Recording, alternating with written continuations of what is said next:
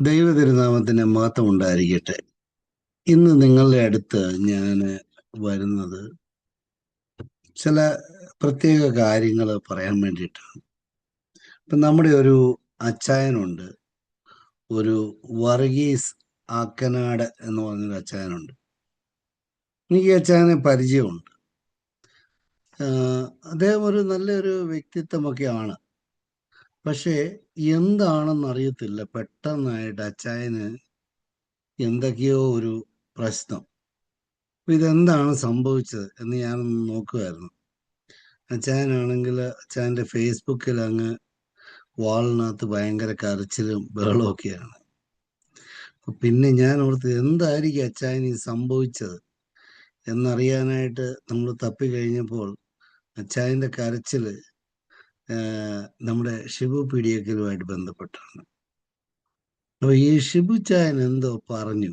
എന്താണ് ഈ വട്ടശ്ശേരിൽ തിരുമേനി അദ്ദേഹത്തിന് ശ്രീലമ്പടൻ, എനിക്കറിയത്തില്ല അങ്ങനെ പറഞ്ഞിട്ടുണ്ടോ എന്ന് എനിക്കറിയത്തില്ല, ശ്രീലമ്പടനാണെന്ന് പറഞ്ഞെന്നു. അപ്പൊ ഈ അടുത്ത കാലത്ത് ഈ വട്ടശ്ശേരി തിരുമേനിയുടെ കാര്യമൊന്നും പറഞ്ഞായിട്ട് ഞാൻ കേട്ടില്ല. അപ്പം ഈ ഓർത്തഡോക്സ് കുഞ്ഞുങ്ങളിൽ, പ്രത്യേകിച്ച് അതിന് നമ്മൾ വിളിക്കുന്ന പേര് മൊണ്ണക്കുഞ്ഞുങ്ങളെന്നാണല്ലോ, ഇതുങ്ങൾക്ക് എന്തിൻ്റെ അസുഖമാണെന്ന് അറിയത്തില്ല. ഇവർ പോയിട്ട് ഈ മനുഷ്യനെ ചൊറിഞ്ഞ് ഈ ചുണ്ടങ്ങ കൊടുത്ത് വഴുതനങ്ങ മേടിക്കും എന്ന് പറയുന്നത് വഴുതനങ്ങ ഒന്നും അല്ല, അതിൽ കൂടുതൽ മേടിച്ച് കിട്ടും. ഇവർക്ക് ഇതുവരെയായിട്ട് നേരം വെളുത്തില്ലേ ഈ ഓരോ കാര്യങ്ങൾ മനസ്സിലാക്കാനായിട്ട്? പ്രത്യേകിച്ചും ഇവരുടെ ചിന്ത വട്ടശ്ശേരി തിരുമേനി മഹാപരിശുദ്ധനാണെന്നാണ്. ഇദ്ദേഹം എന്ത് പരിശുദ്ധിയാണ് ചെയ്തതെന്ന് അറിയത്തില്ല. നമ്മൾ ഒരാളെ പരിശുദ്ധൻ എന്ന് പറയുമ്പോൾ വിശ്വാസത്തിന് വേണ്ടിയിട്ട് നിലനിൽക്കുന്ന ആളുകൾ, അങ്ങനെ അതിനു വേണ്ടിയിട്ട് ജീവത്യാഗം കൊടുക്കുന്നതാണ്. ഈ മനുഷ്യൻ എന്ത് വിശ്വാസത്തിന് വേണ്ടിയിട്ടാണ് നിന്നത്? ഇവിടെ ഈ സത്യസുറിയാനി സഭയുടെ വിശ്വാസം ഇവിടെ കൊണ്ട് തന്ന് നമ്മളെ പരിപോഷിപ്പിച്ചത് അന്ത്യോക്യയിൽ നിന്ന് വന്നിരിക്കുന്ന പിതാക്കന്മാരാണ്. അപ്പൊ ഇവരെല്ലാം ഇവിടെ വന്ന് നമ്മളെ ഈ കാര്യങ്ങൾ പഠിപ്പിച്ച് നമ്മളെ ഒരു നല്ല സ്ഥിതിയിലേക്ക് കൊണ്ടുവന്നിട്ട് അവരിവിടുന്ന് എന്താ ചുവന്നുകൊണ്ട് പോയത്? ഇവർ മുഴുവൻ നുണകൾ പറഞ്ഞ് ഇനി വിടുകയാണ്. അപ്പൊ ഇദ്ദേഹത്തിന് സത്യവിശ്വാസത്തിന് വേണ്ടി ഇങ്ങേരൊന്നും നിന്നില്ല. ഇങ്ങേരുടെ എന്ന് പറഞ്ഞാൽ അധികാരം, പിന്നെ മണ്ണ്, ഇതിൻ്റെ എല്ലാം പുറത്താണ് ഈ മനുഷ്യൻ ഓടിക്കൊണ്ടിരുന്നത്. വട്ടിപ്പണം, ഈ പൈസ ആര് മേടിക്കണം, ആരുടെ കസേരയിൽ ഇരിക്കണം. ഇയാൾ വിശ്വാസത്തിന്, ഇയാൾ ക്രിസ്ത്യാനിയാണോ തന്നെ എനിക്ക് സംശയമാണ്. വിശ്വാസത്തിന് വേണ്ടിയിട്ട് വേണ്ട നിലനിൽക്കാനായിട്ട്. എന്ത് വിശ്വാസമാണ് ഇവിടെ വട്ടശ്ശേരി ഇവിടെ നിലനിർത്തിയ വിശ്വാസം? എന്ത് വിശ്വാസത്തിന് വേണ്ടി ഇയാൾ നിലനിന്നത്? അയാൾ പറഞ്ഞതെല്ലാം തന്നെ സുറിയാനി പിതാക്കന്മാര് നമ്മളെ പഠിപ്പിച്ച വിശ്വാസമാണ്. പക്ഷെ ആ വിശ്വാസത്തിൽ നിന്ന് കഴിഞ്ഞാൽ നമ്മൾ എന്ന് പറഞ്ഞാൽ ഇവരുടെ പ്രശ്നം എന്താണെന്ന് പറഞ്ഞാൽ അടിമ ഉടമ അങ്ങനെ ഇവരെപ്പോഴും കാണുന്നത്. ഒരു എക്ലീഷ്യാസ്റ്റിക്കൽ അതോറിറ്റിയെ എങ്ങനെയാണ് റെസ്പെക്ട് ചെയ്യേണ്ടതെന്നുള്ള കാര്യത്തിൽ വളരെ മിസ്സായിപ്പോയി ഈ നമ്മുടെ വട്ടശ്ശേരി തിരുമേനിക്ക്. അത് പുള്ളിക്കറിയാം. അതുകൊണ്ട് തന്നെ പുള്ളി മുടക്ക് മേടിച്ച് കഴിഞ്ഞ് പുള്ളി കുർബാന പോലും ചൊല്ലിയിട്ടില്ല. ഇപ്പൊ നിങ്ങൾ ഈ കാര്യങ്ങളൊക്കെ വീണ്ടും വീണ്ടും ഇത് പറയിക്കുന്നതെന്ന് പറഞ്ഞാൽ നിങ്ങൾ ആ നടപടികളുമായിട്ട് നിങ്ങൾ വരികയാണ്. ഇന്ത്യൻ ഓർത്തഡോക്സ് സഭ ഒരു വിശ്വാസത്തിന് വേണ്ടിയല്ല നിലനിൽക്കുന്നത്. കുറെ പള്ളികളും കുറെ അധികാരവും കുറെ പണവും സ്വത്തും ഇതിനു വേണ്ടി നിങ്ങൾ പോകുന്നേ. ഇതാണോ ക്രിസ്തു തൻ്റെ ശിഷ്യന്മാരെ ഏൽപ്പിച്ചിട്ട് പോയത്? എടാ, നീ അവനെ കാണുമ്പോൾ അവൻ്റെ അവൻ്റെ ഇത് പറിച്ചെടുക്കണം, നീ ആയിരിക്കണം ഇതിലിരിക്കേണ്ടത്, നീ ചുമ്മാ ഇരുന്നപ്പോൾ നീ ആരൂഢനായിരിക്കണം. ആ, പിന്നെ ഇല്ലാത്ത വിശ്വാസങ്ങൾ കൊണ്ടുവരിക. അത് ഓരോന്നും ആളുകളുടെ മാനസികമായിട്ട് നമുക്ക് ചില കാര്യങ്ങളുണ്ട്, അതിനെയൊക്കെ മിസ്യൂസ് ചെയ്യുക. ഇതൊക്കെ തെറ്റല്ലേ കാണിക്കുന്നത്? ഇനി ഈ ആക്കനാട് അച്ചായൻ കാണിച്ച പണി എനിക്കറിയത്തില്ല ഈ മനുഷ്യൻ എങ്ങനെ നിങ്ങൾ ബഹുമാന്യരുമായ ഞാനിപ്പോൾ ഈ വീഡിയോ ഇടുന്നത് ഈ ലോക സൃഷ്ടിയിൽ തമ്പുരാൻ ഇന്ന് വരെയും ഇങ്ങനെ ഒരു സൃഷ്ടിയെ സൃഷ്ടിച്ചിട്ടുണ്ടോ എന്ന് അത്ഭുതപ്പെടുകയാണ്. ലോക സൃഷ്ടിയിൽ ഇതുപോലെ ഒരു സൃഷ്ടിയെ സൃഷ്ടിച്ചിട്ടുണ്ടോ എന്ന് അത്ഭുതപ്പെടുകയാണ്. അപ്പം സത്യം പറഞ്ഞു കഴിഞ്ഞാൽ ദൈവം നേരിട്ട് സൃഷ്ടിച്ച ഒരാളുടെ കാര്യത്തെ പറ്റിയായി പറയുന്നത്. ലോക സൃഷ്ടി കഴിഞ്ഞിട്ട് പിന്നെ ഈ ദൈവം നേരിട്ടൊരു സൃഷ്ടി നടത്തുകയാണ്. കേട്ടോണം ഇത് എങ്ങനെയാണ്. ഇതൊക്കെയാണ് ഓർത്തഡോക്സുകാരുടെ പുതിയ വിശ്വാസങ്ങളും കാര്യങ്ങളും ഒക്കെ. ഒരു ഷിബു പീഡിക്കൽ എന്ന് പറയുന്ന എന്തുവാണ് അവന് കൊടുക്കേണ്ട ടെർമിനോളജി എന്ന് എനിക്ക് എന്തുവാണ് അവന് കൊടുക്കേണ്ട ടെർമിനോളജി എന്ന് പുള്ളിക്ക് അറിയത്തില്ല. ഷിബു പീഡിയക്കൽ നിർത്തനെ ദൈവം ഉണ്ടാക്കിയതാണ്. ഇവിടെ ദൈവം ഉണ്ടാക്കിയെങ്കിൽ നിങ്ങൾ പിന്നോട് മിണ്ടായിരുന്നാൽ പോരെ. ഏതായാലും ദൈവം ഉണ്ടാക്കിയെന്നുള്ള കാര്യം പുള്ളി സമ്മതിച്ചു. അച്ചായൻ അത്രയും കാര്യം പിടികിട്ടി. നിങ്ങളുടെ ആളുകൾ പറഞ്ഞു ദൈവനെ ഉണ്ടല്ലോ, ദൈവമാണ് ഇങ്ങനെ ആക്കി വെച്ചിരിക്കുന്നത്. എന്നാ ചെയ്യാനാ? ദൈവത്തിന്റെ സൃഷ്ടിയാണ് അല്ലേ? പിന്നെ പറയുന്നതെന്നൊക്കെ പറഞ്ഞാൽ ഒരു മനുഷ്യനും, അതായത് മനുഷ്യകുലത്തിലുള്ളവർ പറയേണ്ടാത്ത കാര്യങ്ങളാണ് ഈ മനുഷ്യൻ പറഞ്ഞത്. ഇങ്ങനെ ഏകദേശം ഒരു കുറഞ്ഞത് അദ്ദേഹത്തിന്റെ തലമുടിയൊക്കെ ഉണ്ട്, 10-70 വയസ്സിന് മേളിലുള്ള ആളാണ്. അദ്ദേഹത്തിന്റെ കോൺവെർസേഷൻ നിങ്ങൾ കേൾക്കുക, എന്തൊരു രസകരമാണെന്നറിയോ.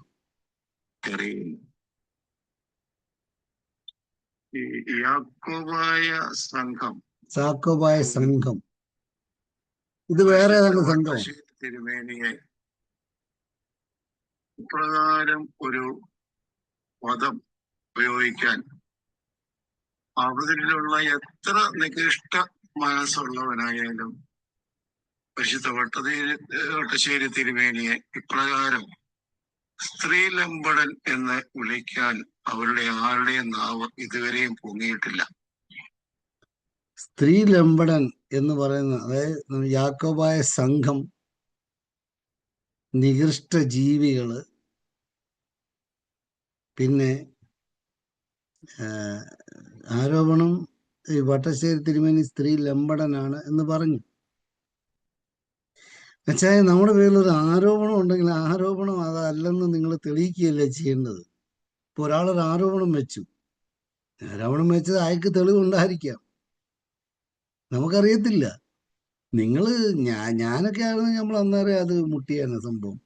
മുട്ടേണ്ടതാണെങ്കിൽ അല്ല, ഇതുപോലെ കടന്ന് മെഴുകത്തില്ല.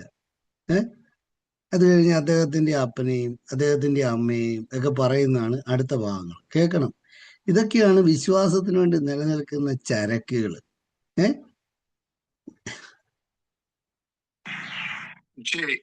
ഈ സൃഷ്ടിയെ ദൈവം ഇവന്റെ അന്ത്യം എന്ത് എന്ന് ദൃഷ്ടാന്തമായി കാണിക്കുവാനായിട്ട് സൃഷ്ടിക്കപ്പെട്ട ഒരു പ്രത്യേക സൃഷ്ടി എന്നുള്ളത് എന്താണ് പറയേണ്ടത്?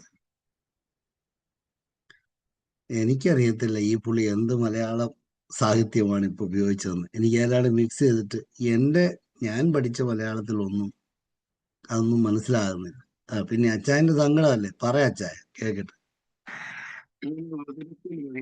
ഇവന്റെ അമ്മ എത്രയോ ദൗർഭാഗ്യവതി.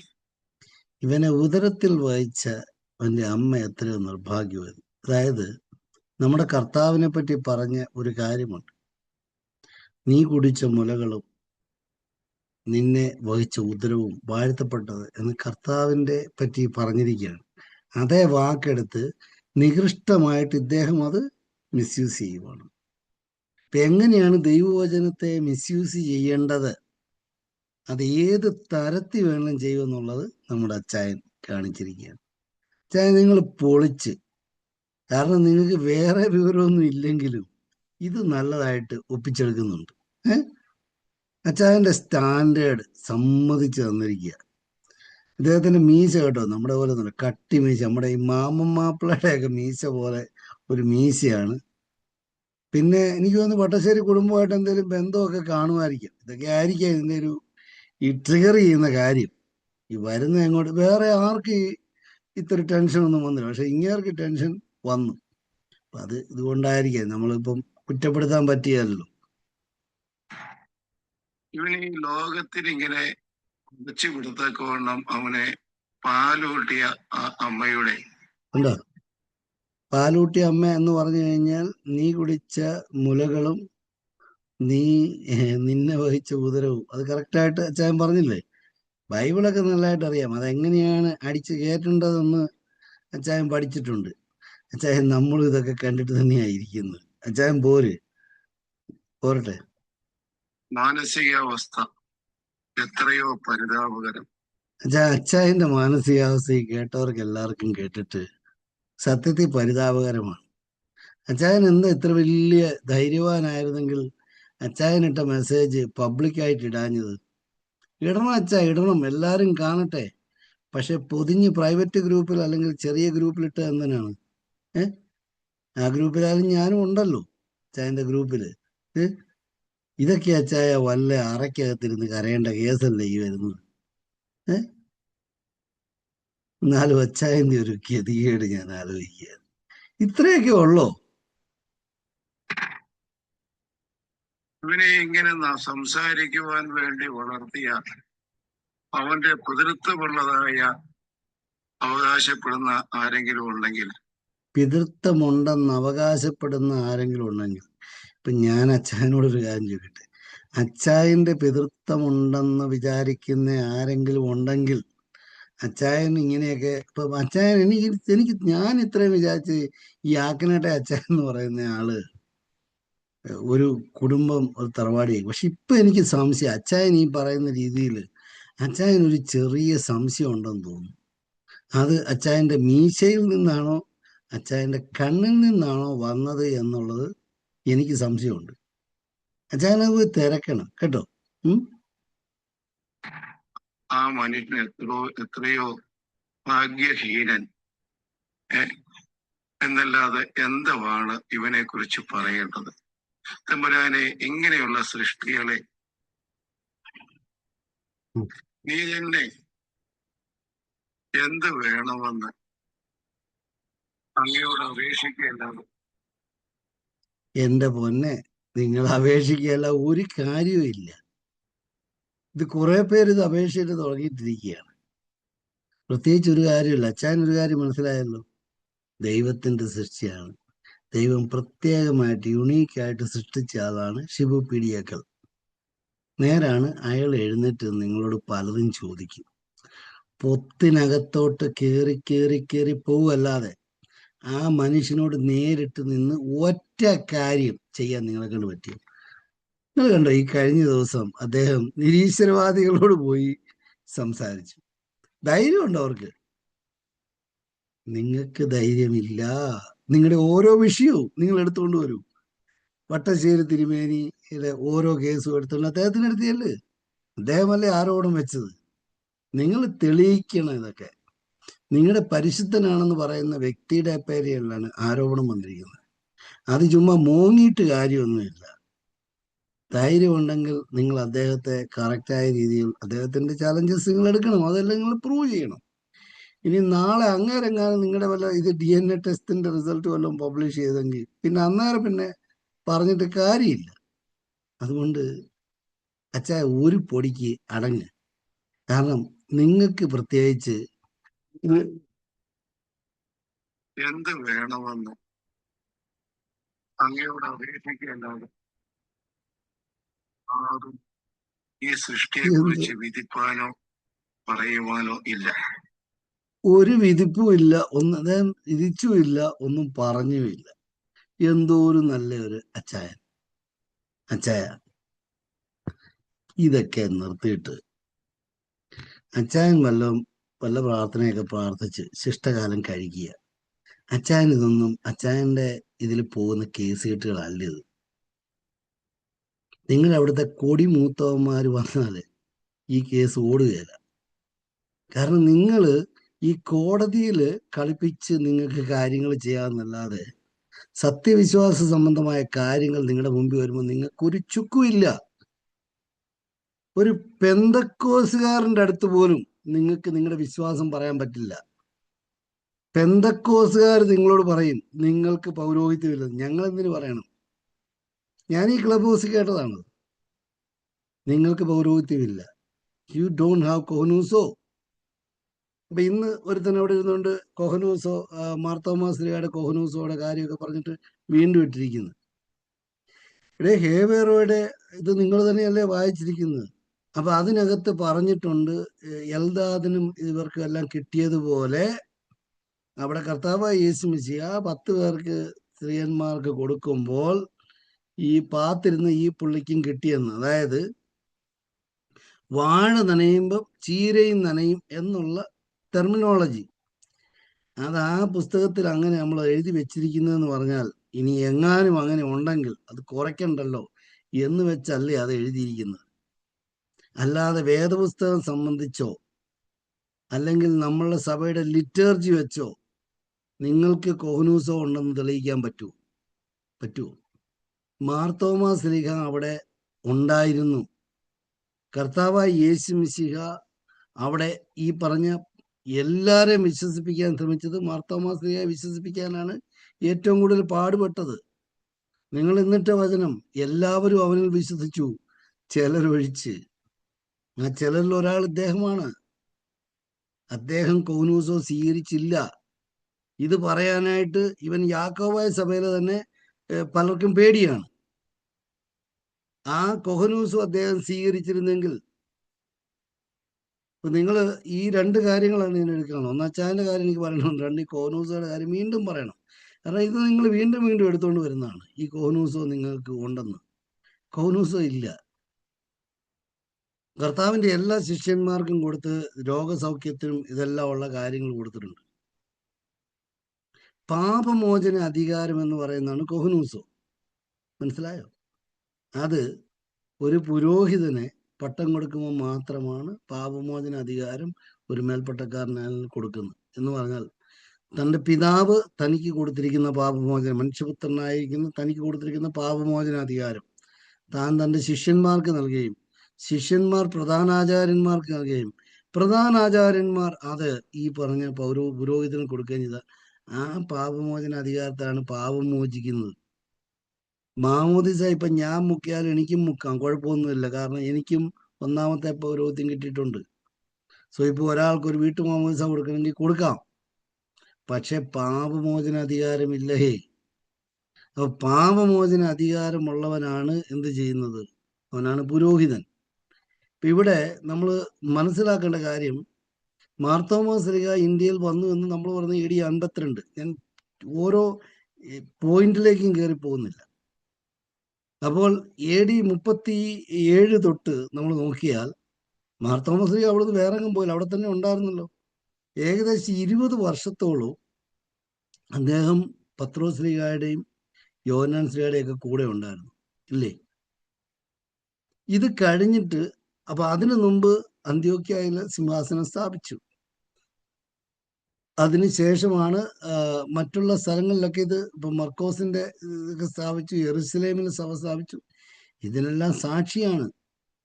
എപ്പിസ്കോപ്പായി നിയമിക്കുക എന്നുള്ളത് കണ്ട വ്യക്തിയാണ് മാർത്തോമാ ശ്ലീഹ. അപ്പം മാർത്തോമാ ശ്ലീഹ ഇവിടെ വന്നു കഴിഞ്ഞാൽ എപ്പിസ്കോപ്പായി നിയമിക്കാതിരിക്കുവോ? ഇരിക്കുവോ? അദ്ദേഹം എല്ലാം കണ്ടേ വിശ്വസിക്കുകയുള്ളൂ. അപ്പൊ ആ മനുഷ്യൻ എന്തെങ്കിലും ഇത് കറക്റ്റ് ചെയ്യാതെ പോവോ? എഴുതി വെക്കാതിരിക്കുവോ? തെളിവ് വെക്കാതിരിക്കുവോ? കർത്താവായ യേശു മിശിഹായെ പോലും വിശ്വസിക്കാൻ പുള്ളി തയ്യാറല്ല, അല്ലെങ്കിൽ അതിന് വരെ തെളിവ് വേണമെന്ന് പറഞ്ഞ ആളാണ്. അപ്പൊ പുള്ളിയുടെ കാര്യത്തിൽ പുള്ളി തെളിവ് വെക്കുകയല്ലേ? വെക്കണം, വെച്ചിരിക്കും. യെസ്, വെച്ചു. എന്താണെന്നറിയാവോ? അദ്ദേഹം ആർച്ച് ഡീക്കൻ വരെയുള്ളവരെയുള്ള വട്ടം കൊടുത്തു. ആർച്ച് ഡീക്കൻ വരെ. അതിന് മേലുള്ള ഒരു പുരോഹിതനെ അദ്ദേഹം കൊടുത്തില്ല. പാപമോചന അധികാരം ഇവിടെ നിലവിലില്ലായിരുന്നു. അപ്പോൾ ഈ പാപമോചന അധികാരത്തോടു കൂടിയാണ് ഇതിനെ റെസ്റ്റോർ ചെയ്യുന്നത്. എപ്പോഴാണ്? അത് AD 345 ക്നാനായക്കാർ വന്നു കഴിഞ്ഞിട്ടാണ് ആദ്യമായിട്ട് ഇവിടെ എന്ത് വരുന്നത്? ഇവിടെയുള്ളവർക്ക് പാപമോചനം കിട്ടുന്നത്. കറക്റ്റ്. കാരണം അവിടുന്ന് വന്നപ്പോഴത്തേക്ക് അവരച്ഛൻ തന്നെയല്ലേ, ബിഷപ്പും വന്നു. അതായത് ഇവിടെ പൗരോഹിത്യം റെസ്റ്റോർ ചെയ്തു എന്ന് പറഞ്ഞാൽ, ഇവിടെ ഉള്ളതെന്ന് പറഞ്ഞാൽ എന്തേ ഉള്ളൂ, ഒരു ആർച്ച് ഡീക്കൻ വരെയേ ഉള്ളൂ. അതല്ല നിങ്ങൾ ഇവിടെ ഇവിടെ വെച്ചുകൊണ്ടിരിക്കുന്നത്. നിങ്ങളുടെ കഥകളിലെല്ലാം വരുമ്പോഴത്തേക്ക് ഇവിടെ ആർച്ച് ഡീക്കൻ വരെയല്ലേ ഉള്ളൂ കഥയ്ക്കകത്ത്. എപ്പിസ്കോപ്പ എവിടെ? എപ്പിസ്കോപ്പ അല്ലെങ്കിൽ നിങ്ങൾ പറയും ആർച്ച് ഡീക്കൻ എപ്പിസ്കോപ്പായ്ക്ക് മേളിലാണെന്ന് പറയണം. അങ്ങനെയാണെങ്കിൽ വലിയ പ്രശ്നമാണ്. ഇപ്പം നിങ്ങൾക്ക് എന്തേ പറ്റാത്തത്? നിങ്ങൾ എപ്പിസ്കോപ്പായ്ക്ക് മേളിലുള്ള ആളെ എന്തിനാണ് ആർച്ച് ഡീക്കൻ? ഇപ്പം നിങ്ങൾ കാതോലിക്ക ആർച്ച് ഡീക്കനാണ് ആണോ? അല്ലല്ലോ. അപ്പോൾ ഇവിടെ ഇല്ലായിരുന്നു. ഇനി ഉണ്ടെങ്കിൽ ഇദ്ദേഹം പഠിപ്പിച്ച ഒരു പ്രാർത്ഥന, ഇത് ഞങ്ങളുടെ മാർത്തോമാശ്ലീഹയുടെ പ്രാർത്ഥന, ഇങ്ങനെ കർത്താവ് പഠിപ്പിച്ച പ്രാർത്ഥന നിലവിലുണ്ടല്ലോ. മാർത്തോമാശ്ലീഹ പഠിപ്പിച്ച പ്രാർത്ഥന എന്ന് പ്രാർത്ഥിച്ച് കേൾപ്പിച്ച് കേൾക്കട്ടെ എന്താണെന്നുള്ളത്. മാർത്തോമാശ്ലീഹയ്ക്ക് എഴുത്തും വായന അറിയാൻ മേലാത്ത പാർട്ടിയൊന്നും അല്ല. മാർത്തോമാശ്ലീഹ എഴുതി വെച്ചിരുന്നു. അതാണ് ഗോസ്പൽ ഓഫ് തോമസ്.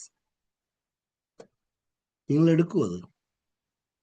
അതെടുത്തുകൊണ്ടാണ് മേത്തൻ അവന്റെ ഖുറാൻ ഉണ്ടാക്കിയത്. ഗോസ്പൽ ഓഫ് തോമസും അതേപോലെ പ്രോട്ടോ എവങ്കേലിയൻ ഓഫ് ഇത് യാക്കോബിന്റെ എന്ന് പറഞ്ഞാൽ യാക്കോബ് ശ്ലീഹയുടെ അല്ല, യാക്കോബ് എന്ന ആളുടെ എഴുതിയ പ്രോട്ടോ എവങ്കേലിയൻ, ഇതിന്റെ മിക്സ് ആണ് ഖുറാൻ. നിങ്ങൾ വലിയ അഭിമാനമൊക്കെ പറയുന്നുണ്ടെങ്കിൽ നിങ്ങൾ അതെടുത്ത് വെച്ച് പ്രാർത്ഥിക്കുക, രക്ഷയുള്ളൂ തൽക്കാലം. മനസ്സിലായോ? അല്ലാതെ നിങ്ങൾ ഇന്ന് ചൊല്ലുന്ന ഒരു പ്രാർത്ഥനകൾക്കും നിങ്ങൾക്ക് യാതൊരു അവകാശവുമില്ല.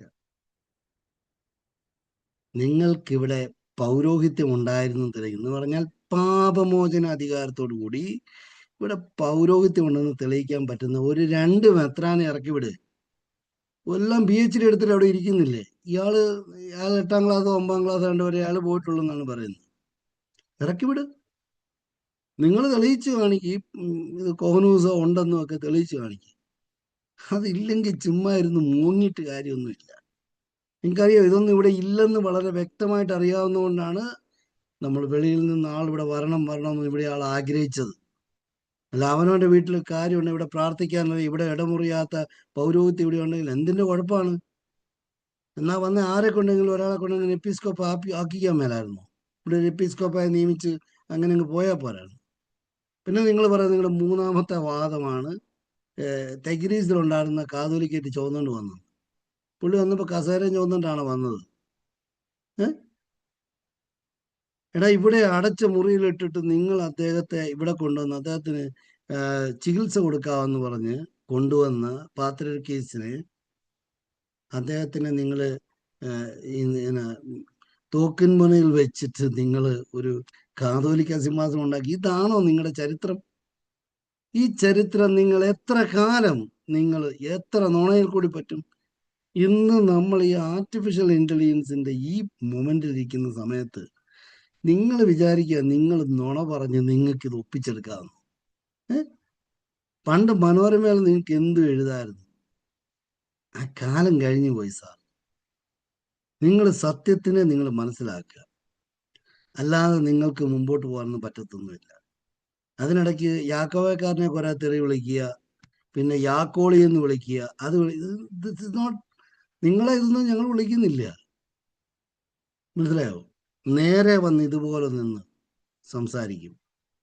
പക്ഷെ നിങ്ങൾക്കിതൊന്നും പറ്റത്തില്ല. കാരണം നിങ്ങൾ അവിശുദ്ധ കൂട്ടുകെട്ടിന്റെ ഭാഗമാണ്. ഇപ്പൊ 3 കാര്യം ഉണ്ട് ഇവിടെ. എന്താണ്? ഈ വട്ടശ്ശേരി തിരുമേനിയെ അദ്ദേഹത്തിന്റെ എന്തെങ്കിലും ഇത് പറഞ്ഞിട്ടുണ്ടെങ്കിൽ നിങ്ങൾ ഈ വട്ടശ്ശേരി തിരുമേനി ഒരു വിശുദ്ധനാണെന്നുള്ളത്, വിശുദ്ധനാണോ അല്ലയോ, ഒരു സംവാദം വെക്ക്. നമ്മൾ ഓരോ സാധനം എടുത്തുകൊണ്ട് വരാം, മാറ്ററിച്ച് നോക്ക്. അല്ല എന്ന് പ്രൂവ് ചെയ്യാനുള്ള ഒരു 10,000 സാധനം കയ്യിലുണ്ട്. No way, he cannot be a saint, is not eligible. കാരണം അനുസരണം ഇല്ലാത്തവരും മറുതരിച്ച് നിൽക്കുന്നവരും എങ്ങനെ വിശുദ്ധരാകുമെന്ന് പറയുന്നത്? നടക്കത്തില്ല. പിന്നെ കോഹനൂസോയുടെ കാര്യം, ആ മക്കൾ ആരെങ്കിലും അതെടുത്തോണ്ട് അതും കൊണ്ടുപോവാ. അതും ആ പുള്ളി തന്നെയല്ലേ പറഞ്ഞത്, അവിടെ എഴുതി വെച്ചിട്ടുണ്ട്. You guys should fight it ആൾ. എടാ കോഹനൂസോ ഉണ്ടെങ്കിൽ നമ്മൾ അംഗീകരിക്കും, നമുക്ക് എന്നാ കുഴപ്പം? എനിക്ക് എന്നാ മാർത്തമാസ്ത്രീകായോട് എനിക്ക് വല്ല കുഴപ്പമുണ്ടോ? അല്ലെ നിങ്ങളോട് എന്തെങ്കിലും കുഴപ്പമുണ്ടോ?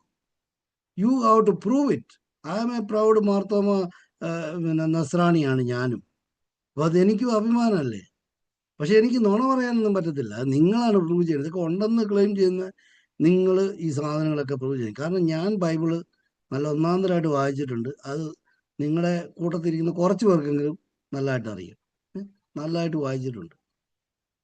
അതുകൊണ്ട് എന്നെ ഈ കഥയൊന്നും പറഞ്ഞ് പഠിപ്പിക്കാൻ പറഞ്ഞു. പിന്നെ ലിറ്ററേച്ചയും ആവശ്യത്തിന് കാര്യങ്ങൾ അറിയാം. ഇതിനകത്തെങ്കിലും ഞാൻ കണ്ടിട്ടില്ല. ഇനി നിങ്ങൾക്ക് എവിടെയെങ്കിലും പൊത്തിലിരിക്കുന്നുണ്ടെങ്കിൽ എന്തുകൊണ്ട് ഇതൊക്കെ എടുത്ത് വെളിയിലോട്ട് ഇട്ടുകൂടാ നിങ്ങൾക്ക്? 10 പേര് ഇതൊക്കെ ഒന്ന് കാണട്ടെ, ഈ കാര്യങ്ങളൊക്കെ. അപ്പം ഇതൊക്കെ ചെയ്യുക. പിന്നെ എനിക്ക് ഈ ആക്കനാട്ടെ അച്ചായനോട് പറയാനുള്ളത്, അച്ചായൻ മൂങ്ങിയിട്ട് കാര്യമൊന്നുമില്ല.